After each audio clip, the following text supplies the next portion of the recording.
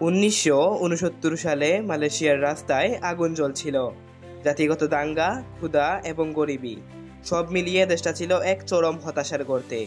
কিন্তু কে ভাবতে পারত মাত্র কয়েক দশক পরে এই দেশেই তৈরি হবে এমন সব প্রযুক্তি যা নাসা পর্যন্ত আগ্রহ নিয়ে দেখবে।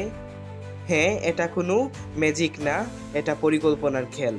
আর এই খেলার শুরু হয়েছিল যখন পুরো পৃথিবী মালয়েশিয়াকে অবহেলা করেছিল। 1957 সালে স্বাধীন হওয়া মালয়েশিয়া ছিল একটি কৃষি নির্ভর নিম্ন মধ্যম আয়ের দেশ। তখনকার মাথাপিছু আয় ছিল মাত্র $300। কিন্তু 1980-র দশকে ডক্টর মাহাথির মোহাম্মদের নেতৃত্বে মালয়েশিয়া নেয় এক দৃষ্টান্তমূলক পদক্ষেপ, যা ছিল লুক ইস্ট পলিসি। এই নীতির মূলে ছিল পশ্চিমা সাহায্যের বদলে জাপান ও দক্ষিণ কোরিয়ার মতো দেশের সংস্কৃতি, পরিশ্রম ও প্রযুক্তিকে অনুসরণ করা।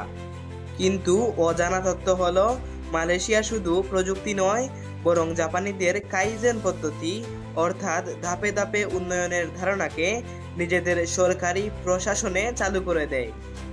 পেট্রোনাস, টুইন টাওয়ার্স, পুত্রজায়া, সাইবারজায়া এবং পান বর্নেও হাইওয়ে এসব শুধু কংক্রিটের গল্প না, প্রতিটি প্রজেক্ট ছিল কৌশলগত। আর তারা করেছিল হিউম্যান ক্যাপিটাল ডেভেলপমেন্ট, অর্থাৎ দেশের মানুষকে সবার আগে উন্নত করা। আজ মালয়েশিয়া ডিজিটাল ইকোনমিতে লিড করছে। Malaysia vision valley, AI park, green energy plan সবই 2030 সালের ভিশনের অংশ। আরও মজার বিষয়, মালয়েশিয়ার 500টিরও বেশি সরকারি সার্ভিস এখন সম্পূর্ণভাবে অনলাইনে। 1991 সালে ভিশন 2020 নামে একটি ভবিষ্যৎ দ্রষ্টা পরিকল্পনা নেওয়া হয়। তাদের লক্ষ্য ছিল শুধু বিল্ডিং বানানোই না, একটা জ্ঞানভিত্তিক সমাজ গড়ে তোলা।